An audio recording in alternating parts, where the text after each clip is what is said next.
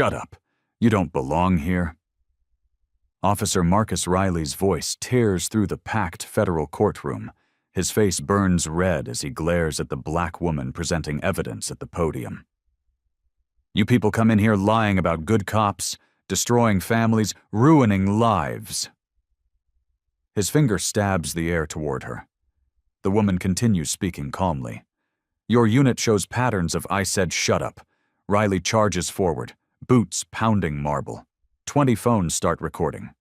She doesn't move, doesn't flinch, just keeps talking in that steady, professional voice that drives him insane. The slap echoes like a gunshot. Her head snaps sideways. The courtroom explodes in gasps. Know your place, Riley snarls. She touches her cheek, straightens her glasses.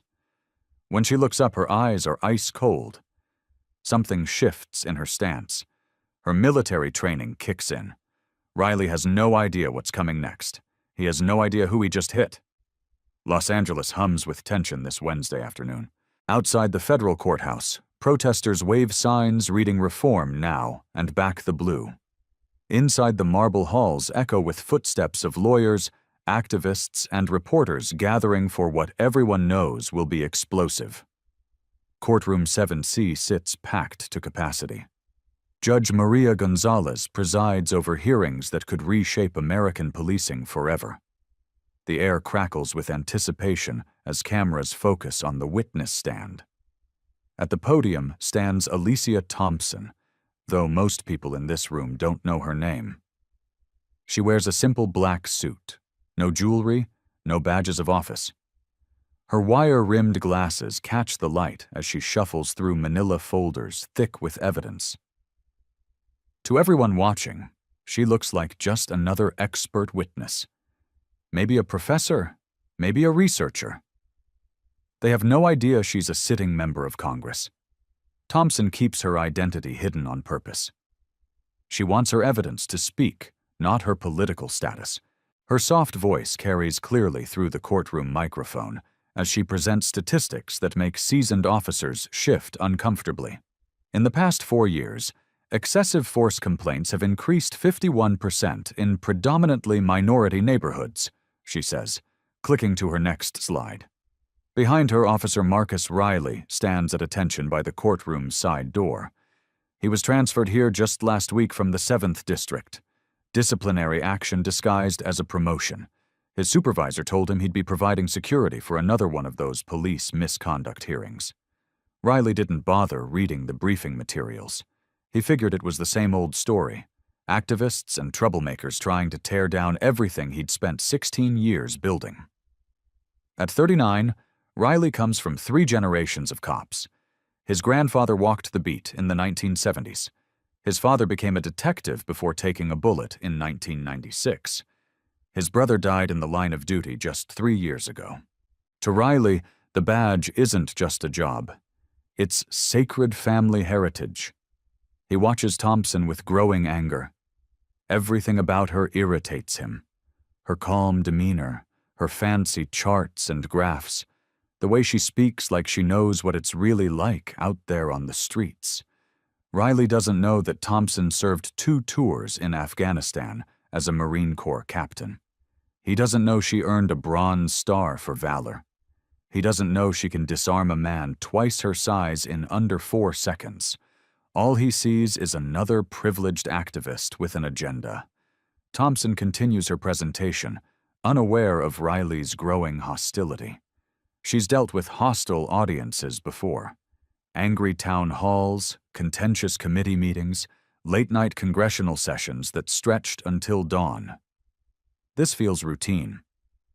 Officer misconduct complaints show clear patterns, she explains, her laser pointer highlighting key statistics. Certain units demonstrate significantly higher rates of civilian complaints, use of force incidents, and disciplinary actions. The gallery murmurs. Some nod in agreement, others shake their heads in disgust. Riley's jaw tightens. His hands clench into fists. He's heard this song before. Bleeding hearts with their statistics and studies, trying to destroy good men who put their lives on the line every single day. What Riley doesn't realize is that Thompson isn't just presenting random statistics. Every number on her slides comes from federal investigations. Every case study represents real people whose lives were shattered by police violence, and several of those cases involve his own unit, his own actions. Judge Gonzalez watches the proceedings carefully. She's seen tensions boil over in cases like this. That's why she specifically requested additional security. That's why Officer Riley stands guard, ready to maintain order if emotions run too high.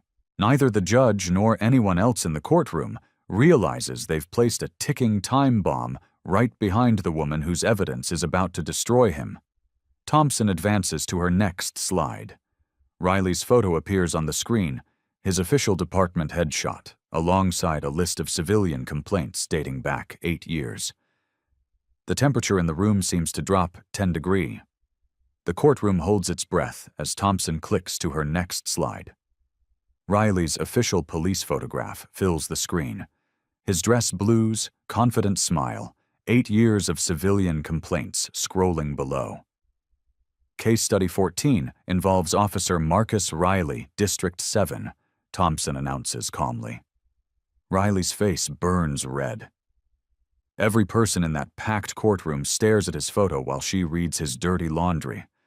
Excessive force complaint, April 2020. Racial profiling, July 2020. Unauthorized arrest, October 2021. That's not true. Riley mutters loud enough for others to hear. Judge Gonzalez's gavel taps. Officer, maintain silence. Thompson clicks to video footage. Grainy body cam shows Riley yanking a black teenager from a car during a traffic stop. The kid's hands are raised, terrified. Riley slams him against the vehicle anyway. The gallery gasps. Suspect sustains broken wrist, facial lacerations, no weapons found, no drugs, no warrants, Thompson states matter-of-factly. Riley's hands shake with rage. She's making him look like a monster. She wasn't there. Another video plays. Riley shouting at a Hispanic woman during a domestic call. When she doesn't understand English fast enough, he grabs her arm roughly. "Ma'am, when an officer gives orders, you follow immediately," his recorded voice echoes. The woman cries, trying to explain. Riley isn't listening. Judge Gonzalez frowns. The gallery shifts uncomfortably. Riley steps forward. "Your Honor, she's taking everything out of context. Officer Riley, return to your post. Do not interrupt again." Thompson glances at him for the first time. Their eyes meet across the marble floor. She sees a man on the edge.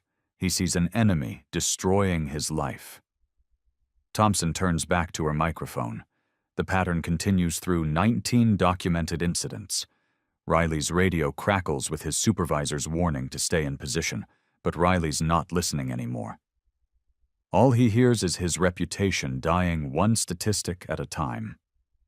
Day 2 arrives with Riley seething over his public humiliation. That woman destroyed his reputation in front of cameras, colleagues, and complete strangers. He needs answers. During his lunch break, Riley corners Officer Martinez from courthouse security. "Who is that woman testifying about police misconduct?" Martinez shrugs. "Some expert witness." "Why?" "She had access to my internal files, my body cam footage." "How do some activists get federal investigation materials?" "Maybe she's connected." Martinez suggests, "You know how these hearings work? They bring in professors, researchers, and people with credentials." Riley nods, satisfied with that explanation. In his mind, Thompson represents the liberal elite, privileged academics who've never walked a real beat, but think they understand police work. He spends his evening researching online. He finds a few articles mentioning police reform expert Alicia Thompson, but focuses only on comment sections calling her anti-cop and radical. Riley never notices the small print identifying her as Congresswoman Thompson. His rage filters out anything that doesn't confirm his assumptions. Day 3 brings fresh hell. Thompson presents audio recordings from police radio chatter. Riley's voice crackles through courtroom speakers during a robbery response last year. Units responding to armed robbery. Suspects described as 3 black males, early 20s. Normal so far. Then Thompson plays the unedited version. Units responding 3 black males. Usual suspects doing usual suspect things. Riley's recorded voice continues with obvious disdain. The courtroom tenses. Riley's casual racism broadcasts in high definition. Thompson moves to another recording. Riley and his partner discussing a traffic stop. Another one driving while black. Riley's voice laughs. Let's see what we can find. Gallery members gasp. Some shake their heads in disgust. Riley's face turns purple. These recordings were supposed to be confidential. How does this woman have access to internal police communications? Judge Gonzalez maintains stern order, but her disapproval shows clearly. Your Honor, Riley interrupts again.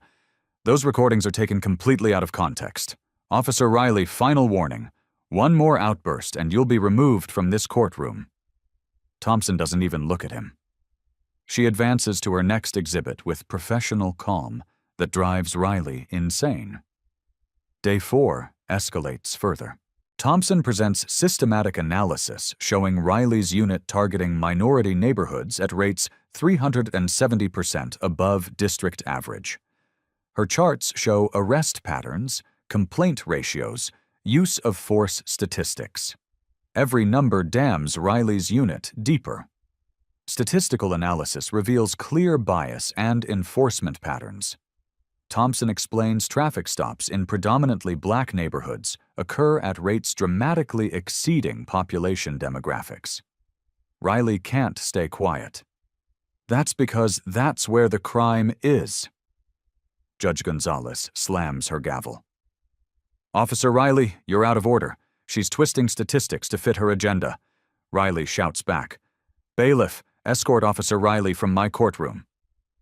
2 court officers move toward Riley, but he raises his hands. I'll control myself, Your Honor. Please. Judge Gonzalez studies him carefully. Last chance, officer. One more disruption, and you're banned from these proceedings. Riley returns to his post, burning with humiliation. This unknown woman is systematically destroying everything he's worked for. His reputation, his unit's reputation, his entire world view. Thompson continues her presentation as if nothing happened. That calm professionalism enrages Riley more than shouting would. Day 5 brings the nuclear option. Thompson presents video evidence of Riley planting evidence during a drug arrest. The body cam footage is crystal clear. Riley approaches a suspect's car during a traffic stop. He reaches into his own pocket, pulls out a small baggie, and drops it onto the passenger seat. Suspect, what's this? His recorded voice asks, pointing at the planted drugs. The courtroom erupts. Gallery members shout in outrage. Reporters frantically scribble notes. Riley watches his career end in real time. That arrest sent a man to prison for 4 years. That man had children, a family, a life Riley destroyed with planted evidence. Judge Gonzalez pounds her gavel repeatedly. Order. Order in this courtroom. Riley's vision blurs with rage. This woman has access to everything. Every mistake, every shortcut, every moment of weakness in his 16-year career. Thompson advances to her final slide. Pattern analysis indicates systematic misconduct across multiple incident categories. These 19 cases represent documented violations of citizens' constitutional rights. Riley can't breathe. She's calling him a criminal, a corrupt cop who violated his oath and destroyed innocent lives. His radio crackles. Riley, maintain position. Do not engage. But Riley's past the point of following orders. This woman has painted him as everything he swore he'd never become. She's made him the villain in his own story. Thompson checks her notes, preparing for her concluding statement. Riley watches from across the room, his hands clenched into fists. Tomorrow, she'll deliver final recommendations that could end not just his career, but careers of good officers across the entire department. He won't let that happen. Late Wednesday night, Thompson sits in her hotel room reviewing tomorrow's presentation. Her chief of staff, Elena, calls from Washington. Alicia, that officer is losing it. Security footage shows him pacing, talking to himself. Maybe you should reveal your congressional status before things escalate. Thompson removes her glasses, rubbing tired eyes. He doesn't know who I am, Elena. That's exactly why this evidence is so powerful. He's reacting to facts, not politics. But what if he snaps? Thompson walks to her window, watching Los Angeles lights twinkle below. Her military training taught her to recognize enemy behavior patterns. Riley exhibits classic signs of a man approaching complete breakdown. Then everyone sees what happens when officers think they can intimidate regular citizens without consequences. She says quietly, "You're not a regular citizen, Alicia. You're a member of Congress." But he doesn't know that. To him, I'm just another black woman challenging his authority. Tomorrow, I present my most damaging evidence, the systematic pattern that proves his unit deliberately targets minorities. Elena's voice tightens with concern. That'll push him over the edge. Thompson nods to her reflection in the hotel window. Exactly. My Afghanistan experience taught me that sometimes the best strategy is letting your enemy defeat themselves.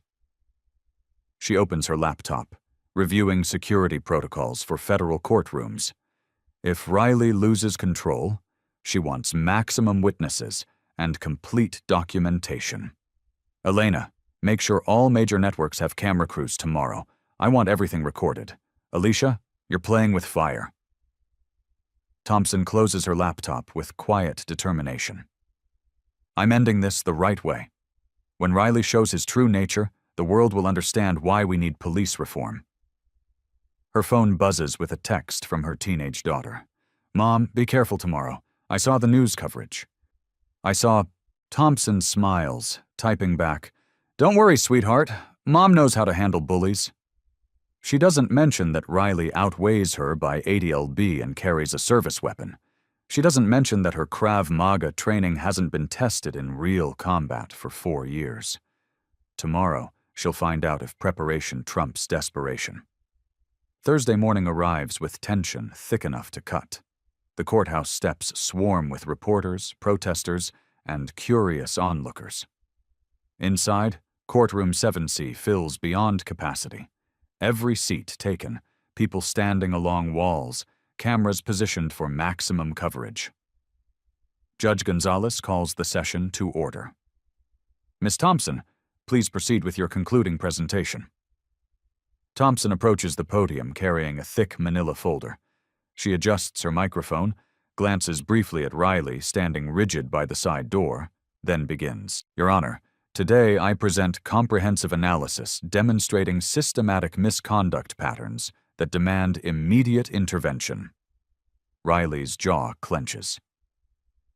Here comes the final character assassination. Thompson clicks to her first slide.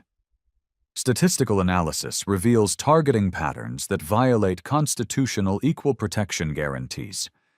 Her laser pointer highlights neighborhood maps color-coded by enforcement activity. Deep red zones correspond exactly with minority population concentrations. Officer Riley's unit conducted traffic stops in these areas at rates exceeding 370% of demographic justification. Translation. They deliberately hunted in black neighborhoods. Riley steps forward involuntarily.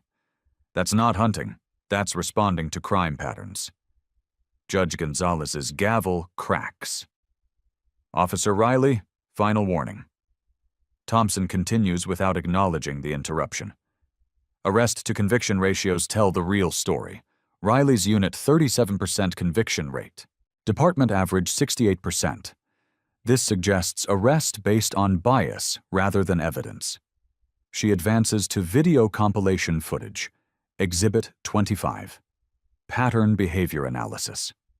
The screen fills with clips of Riley during various arrests, all showing the same aggressive approach, all involving minorities, all demonstrating unnecessary force escalation.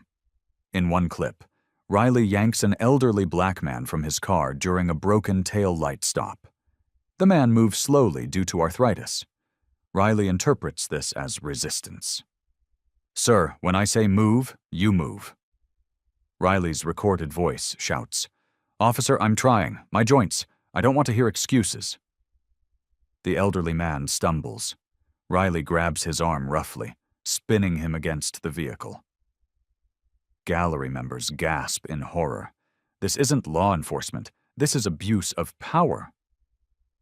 Riley's face burns with shame and rage. She's cherry-picking his worst moments, ignoring context, making him look like a monster. Thompson advances to her most damaging evidence. Exhibit 26 represents the most serious violation in our case study. A new video begins playing. Crystal clear body cam footage from 9 months ago. Riley approaches a young black father during a traffic stop. The man sits calmly in his vehicle, hands visible on the steering wheel, following perfect compliance protocol. "License and registration," Riley demands. "Yes, sir. Reaching for my glove compartment now." The driver moves slowly, telegraphing every motion. But as Riley walks around the vehicle's passenger side, the camera catches something horrifying. Riley reaches into his own pocket, pulls out a small plastic baggie of white powder, and drops it onto the passenger seat. The courtroom explodes. "What the hell is this?" Riley's recorded voice asks, pointing at the planted evidence. "Officer, I don't know what that is. I've never seen that before. Step out of the vehicle. You're under arrest for possession of cocaine." The video continues showing Riley handcuffing the terrified father while his 3-year-old daughter screams from her car seat. Gallery members shout in outrage, "Monster! Corrupt cop! How many others?" Judge Gonzalez pounds her gavel repeatedly. "Order! Order in this courtroom!" Riley watches his world collapse in high definition. That arrest destroyed a family. The father lost his job, his apartment, his custody rights, all because Riley needed to boost his drug arrest statistics. Thompson lets the video impact sink in before speaking again. This fabricated arrest sent an innocent man to prison for 20 months. His daughter grew up without her father because Officer Riley planted evidence. Riley can't breathe. The walls close in. Every face in that courtroom looks at him with disgust and hatred.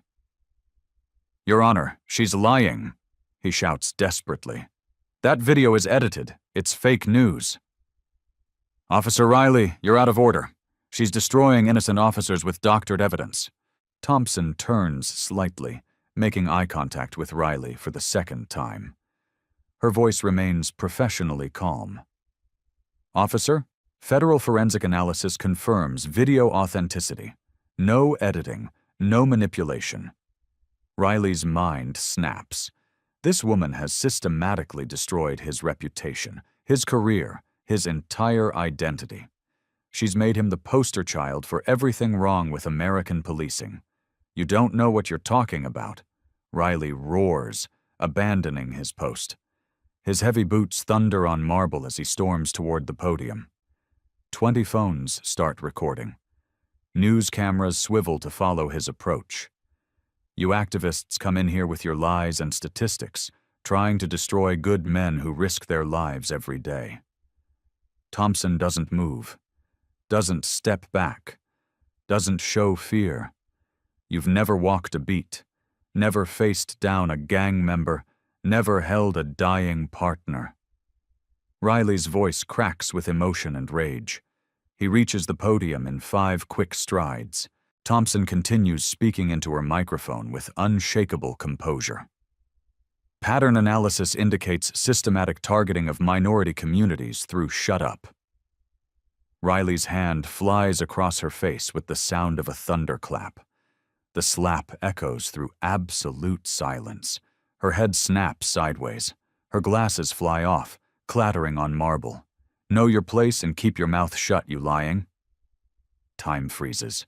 Every camera captures the moment. Every witness holds their breath. Thompson touches her reddening cheek. She bends calmly to retrieve her glasses, never breaking eye contact with Riley. When she straightens, something has changed in her posture. Her shoulders square. Her stance widens slightly. Military bearing replaces academic demeanor. Riley raises his hand for a second blow. Thompson moves. 3 seconds of precision violence unfold in slow motion. Second one. Thompson catches Riley's descending wrist with her left hand, stopping his swing mid-arc. Second two, she steps inside his reach and drives her right palm upward into his solar plexus. The strike hits with surgical accuracy, disrupting his diaphragm and short-circuiting his nervous system. Second three. As Riley doubles over gasping, Thompson follows with an upward elbow strike to his jaw. The impact snaps his head back and switches off his consciousness like a light bulb. Riley drops like a felled tree. His 210 LB frame hits marble with a sickening thud. The courtroom erupts in chaos. People scream, cameras flash, Judge Gonzalez's gavel pounds uselessly. Thompson calmly adjusts her glasses and returns to the microphone. As I was saying, Your Honor, systematic misconduct requires systematic reform. Riley lies motionless on cold marble, his career ending where his arrogance began. The viral video explodes across social media within minutes. #Congresswoman knockout trends worldwide. The 3-second clip of Thompson destroying Riley gets 50 million views in 6 hours. But the celebration doesn't last long. Thursday morning brings federal charges against Thompson that shock everyone.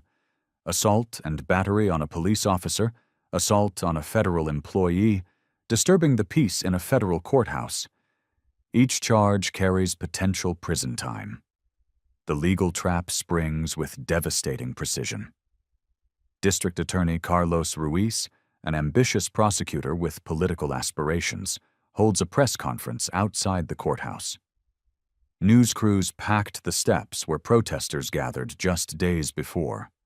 Congresswoman Thompson may claim self-defense, but the evidence tells a different story. Ruiz announces to rolling cameras. She used military-level violence against Officer Riley, who was attempting to maintain courtroom order. Ruiz plays the viral video in slow motion, frame by frame. Officer Riley placed his hand on Miss Thompson's shoulder, a standard restraint technique. Her response was immediate, brutal, and excessive. He pauses the video at the moment of impact. Riley's unconscious body froze mid-fall. Ladies and gentlemen, Congresswoman Thompson's hands are registered as deadly weapons due to her military training. She chose violence when de-escalation was possible. The media narrative shifts overnight. Conservative outlets seize the prosecutorial momentum. Violent Congresswoman attacks officer doing his job. Military training makes politicians' response disproportionate. Should elected officials be allowed to assault law enforcement? Thompson finds herself isolated as colleagues distance themselves from controversy. Congressional leadership suggests she step back from the police reform bill pending legal resolution. Her approval ratings plummet from 74% to 31% in 3 days. Meanwhile, Riley transforms from villain to victim with masterful public relations. He appears on news shows wearing a neck brace and speaking with a slight slur that medical experts privately call performance symptoms. "I was just trying to restore order in that courtroom," Riley tells sympathetic interviewers. "Yes, I touched her shoulder gently to guide her back to appropriate behavior." Her response was like being hit by a professional fighter. The neck brace becomes his prop. The bandaged forehead adds visual sympathy. Riley's lawyers coach him on victim language and traumatic stress responses. "I have children, you know. Riley continues, his voice breaking slightly. They saw their father knocked unconscious on national television by someone who's supposed to represent justice and fairness. Public opinion splits dangerously. #Justice for Riley battles #stand with Alicia across social media platforms. Police unions rally around Riley as a symbol of officers under attack. They organize protests outside Thompson District Office, demanding her resignation. First they attack our budgets, then our reputations. Now they're physically assaulting officers, declares Police Union President Tony Rivera. Congresswoman Thompson represents everything wrong with anti-police sentiment in America. Ruiz builds his case methodically. Medical experts testify about Riley's injuries, mild concussion, whiplash, potential long-term cognitive effects. The prosecution argues Thompson military training obligated her to show restraint. She could have called for help. Ruiz argues in pre-trial hearings she could have stepped away. She could have used verbal de-escalation. Instead, she chose to deploy lethal force against a police officer. Defense attorneys line up to represent Thompson, but she makes a stunning decision that shocks everyone. She'll defend herself. Elena pleads with her during a strategy session in Thompson Congressional Office. "Alicia, you can't. This isn't a political hearing. This is a criminal court. They want to put you in prison." Thompson sits calmly behind her desk, reviewing case law.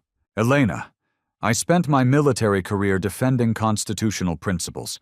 I won't hide behind expensive lawyers when those same principles are under attack. But you could lose everything. I could lose everything by staying silent, too." Thompson closes her law books with quiet determination. "If I let them criminalize self-defense, every woman who fights back becomes a potential felon."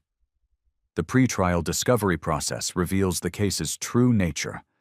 Thompson legal team uncovers evidence Ruiz tried to suppress: Riley's complete disciplinary record, 47 excessive force complaints over 16 years, internal affairs investigations that were mysteriously closed without action, settlement payments totaling $1.2 million to Riley's victims over the past decade, social media posts where Riley called Thompson a lying activist and promised to handle the situation, audio recordings of Riley telling fellow officers he planned to shut down Thompson presentation, medical records showing Riley's severe injuries required no prescription medication stronger than aspirin.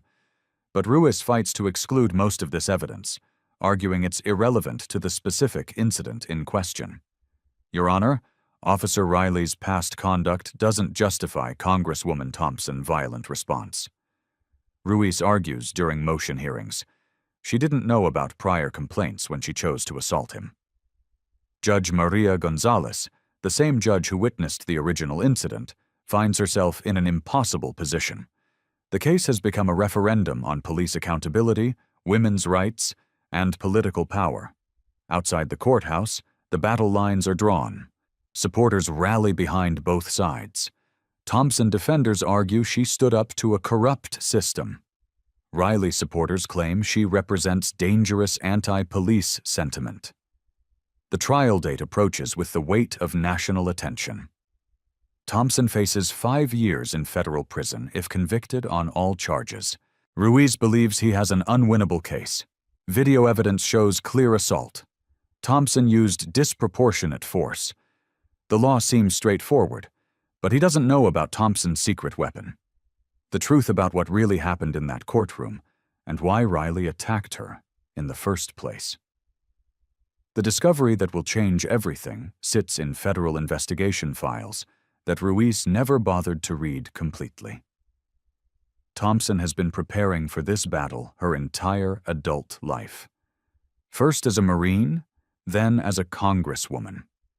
Now she'll find out if justice really is blind, or if it just looks the other way when convenient. The federal courthouse transforms into a media circus as United States versus Thompson begins. Every major network positions cameras outside. Protesters line the streets with competing signs. Justice for Alicia and Cops Lives Matter. Inside courtroom 7C, the same room where everything started. Jury selection reveals America's deep divisions. 12 citizens, 8 women, 4 men, 6 white, 4 black, 2 Hispanic, will decide whether self-defense or assault occurred that day. District Attorney Ruiz presents his opening statement with prosecutorial confidence. Ladies and gentlemen, the evidence is simple. Congresswoman Thompson used deadly force against Officer Riley. The law is clear.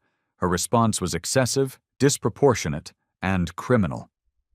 He plays the viral video one more time. Riley's unconscious body hitting marble echoes through speakers. 3 seconds of violence that could have been avoided if she'd simply asked for help instead of choosing assault. Thompson rises for her opening statement. No legal team surrounds her. No expensive consultants whisper strategy. She stands alone behind the defense table. Members of the jury, I will prove that I used minimum necessary force to stop an ongoing assault. But more importantly, I'll show you why Officer Riley attacked me and why this case represents everything wrong with accountability in law enforcement. The prosecution calls Riley as their star witness. He approaches the stand wearing his dress uniform, moving slightly slower than necessary. The neck brace is gone, but he occasionally touches his jaw as if pain lingers. Ruiz guides Riley through sympathetic testimony. Officer Riley, please tell the jury what happened that day. Riley's voice carries carefully rehearsed emotion. I was providing security when the witness began disrupting court proceedings with inflammatory statements about police officers. When I attempted to maintain order, she immediately attacked me with military-level violence. How did you attempt to maintain order? I placed my hand gently on her shoulder to guide her away from the microphone.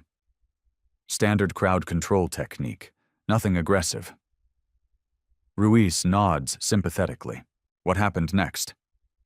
She grabbed my wrist and started hitting me. Everything went black after that.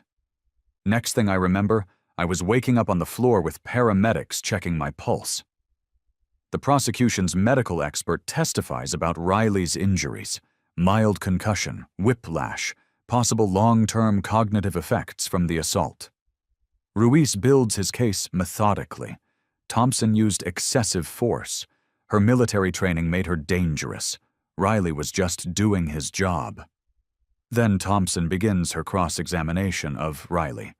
She approaches the witness stand with quiet intensity, carrying a thick folder of documents.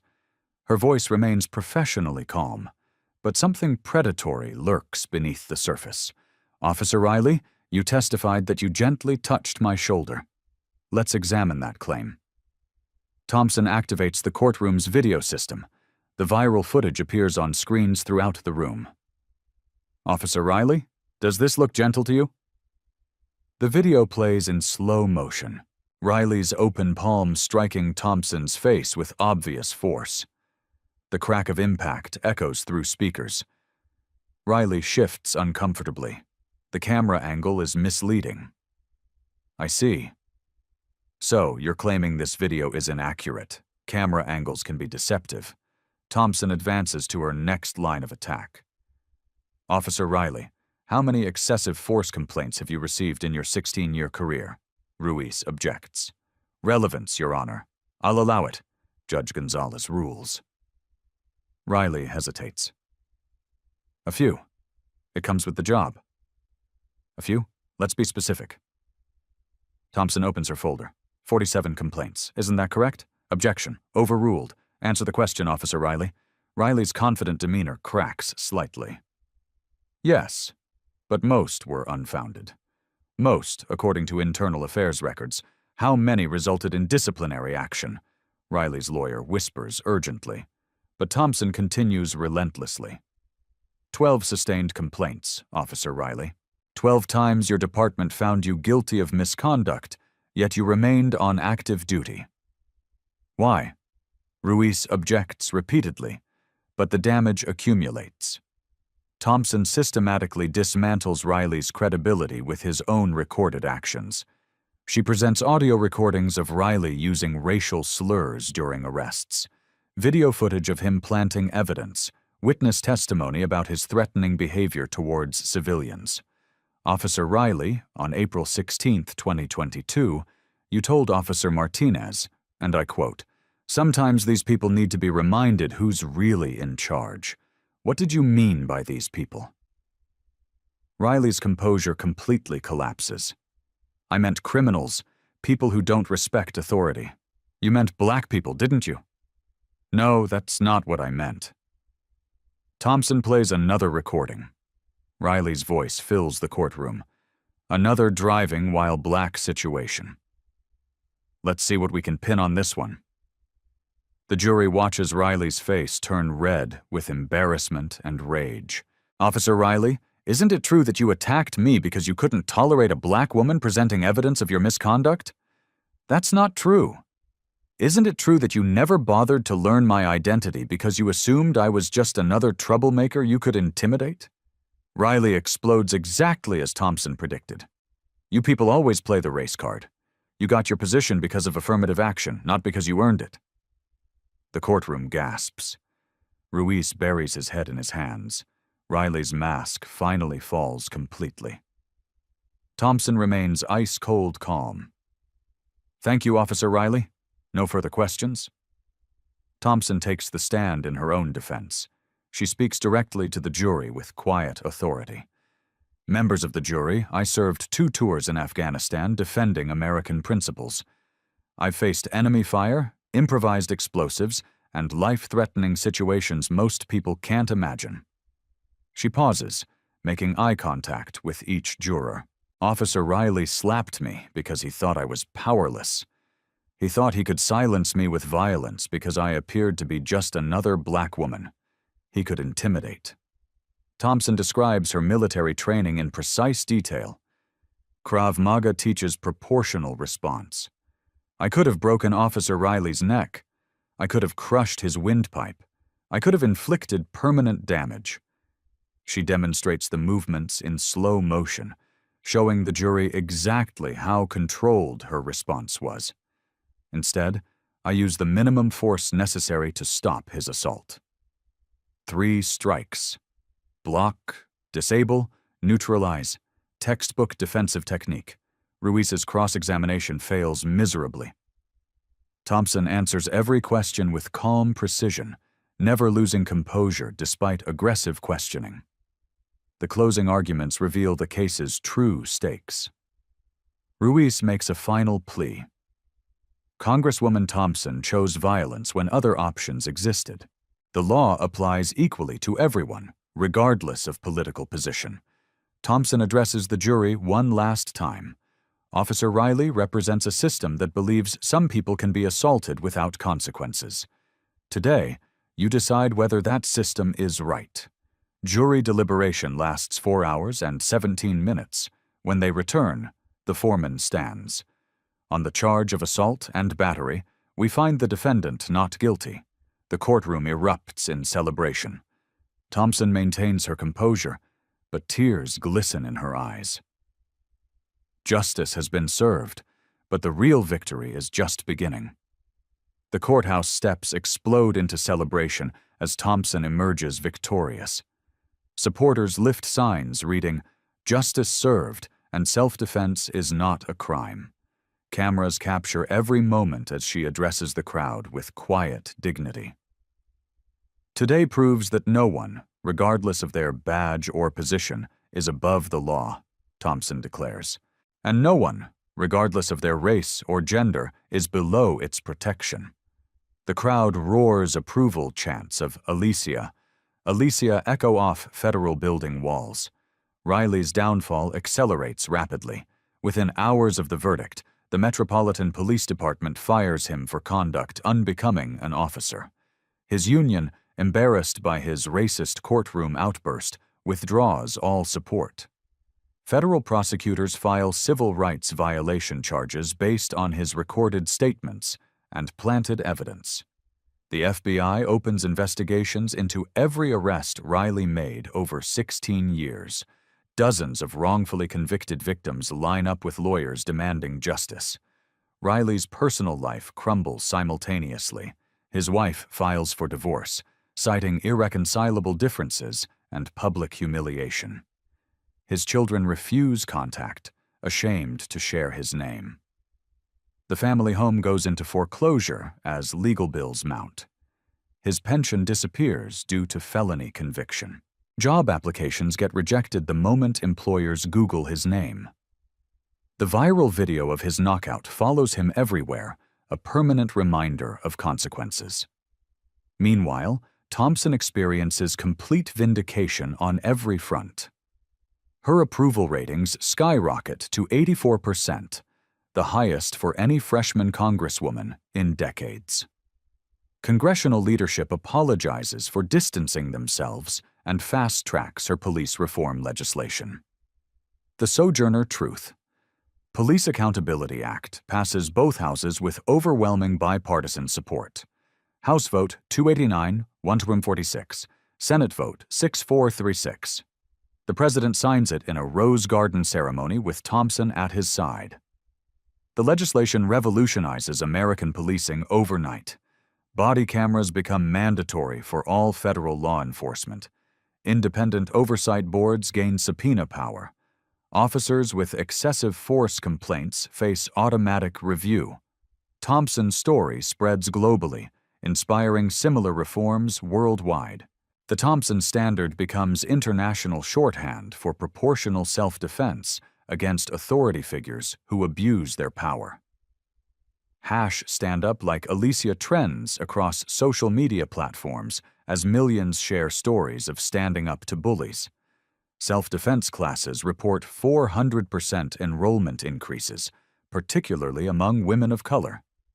The viral video takes on mythical status. 3 seconds of precision that changed everything. Military academies study Thompson technique. Diplomatic training programs use her composure under pressure as a case study. Personal transformation follows professional vindication. Thompson receives thousands of marriage proposals from admirers worldwide, but chooses to remarry quietly, a fellow veteran who respects her independence and strength. Her teenage daughter, inspired by her mother's courage, receives an appointment to West Point. "I want to serve like Mom did," she tells reporters. "But maybe I'll become president instead of congresswoman." Thompson keeps a photo of Riley's arrest on her congressional office desk. Not for revenge, but as a reminder that preparation prevents problems. When visitors ask about it, she simply says, "That's what happens when you assume you know who you're dealing with." 6 months later, documented changes reshape American law enforcement. Police misconduct complaints drop 67% in major cities as officers realize actions have consequences. Federal courthouse incidents decrease 78% as security personnel receive proper training. Government official harassment reports fall 45% as potential attackers think twice.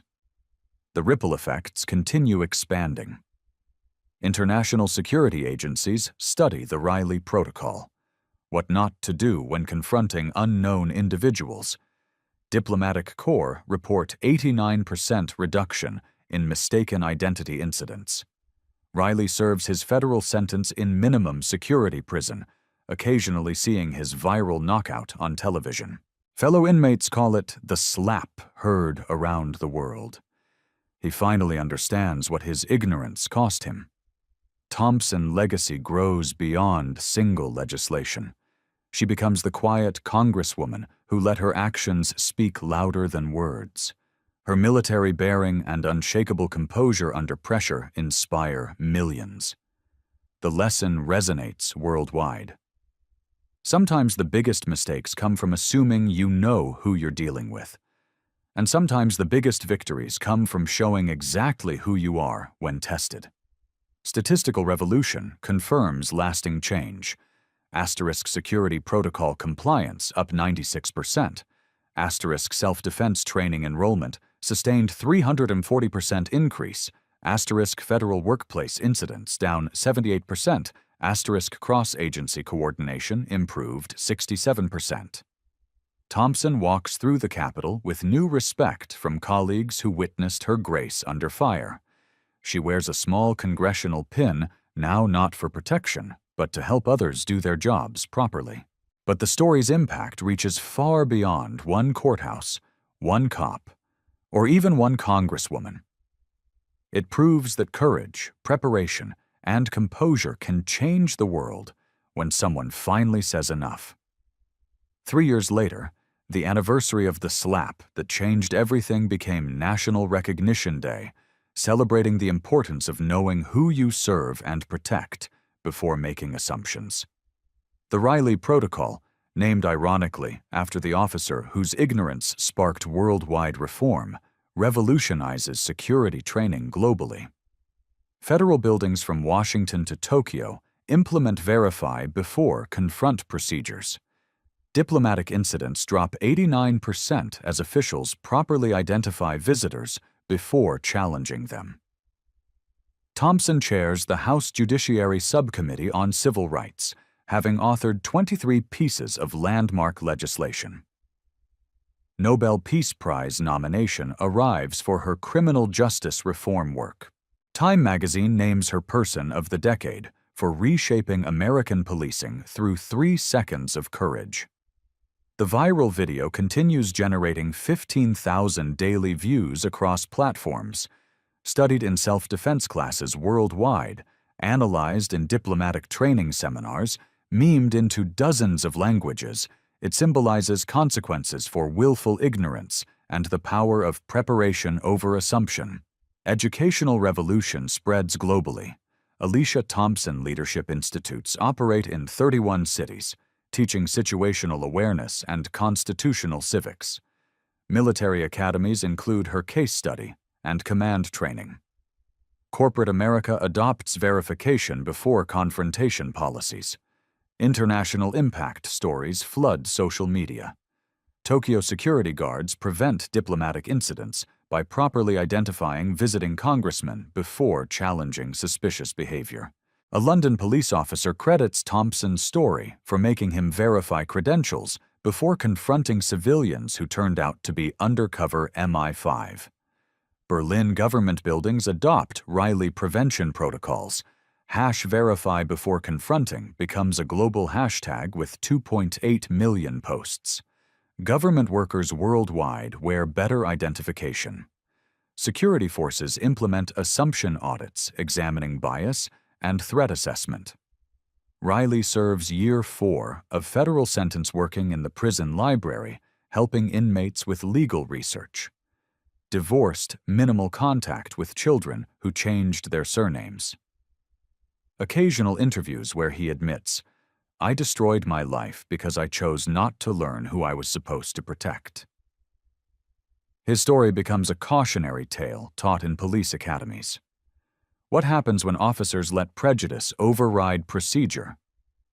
Personal transformation stories inspire millions. Maria, 28. Watching Thompson stay calm under attack taught me to control my reactions during crisis situations.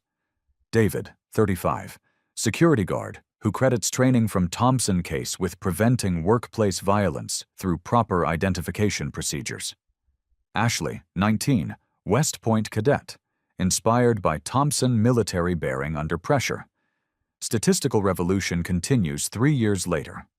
Government official harassment down 71% asterisk.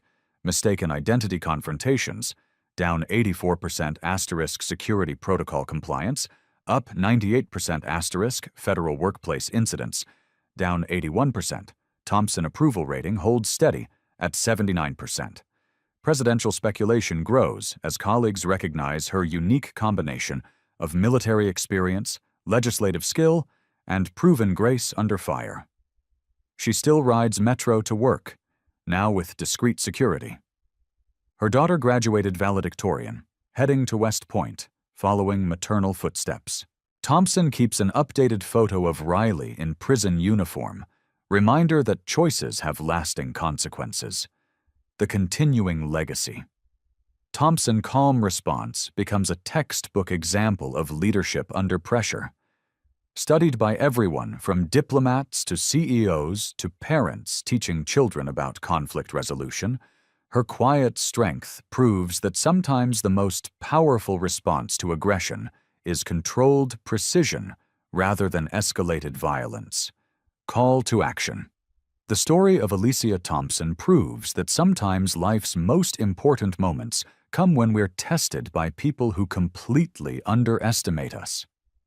Have you ever watched someone's assumptions destroy their entire future in real time? Share this story if you believe in the power of staying calm under pressure and letting your actions speak louder than your words. Hit that subscribe button for more incredible stories of ordinary people who became extraordinary by refusing to let others define their limits. Most importantly, when was the last time you verified who you were dealing with before making dangerous assumptions? Share your story about the importance of proper preparation in the comments below. Let's build a community that chooses verification over assumption. Remember, in a world full of Rileys making assumptions, be a Thompson, prepared, professional, and powerful when it matters most. Your moment might be just one confrontation away. What's your moment of standing up to someone who underestimated you? Tell us below. Images of security personnel worldwide properly checking credentials, women in self-defense classes, Thompson continuing congressional work with quiet confidence, and the viral video playing on screens globally. 3 seconds that changed everything. Marcus Riley learned too late that assumptions can destroy everything you've built. Alicia Thompson proved that preparation and composure can change everything you want to build. The choice, as always, is yours. Subscribe button, related videos about assumption checking and preparation.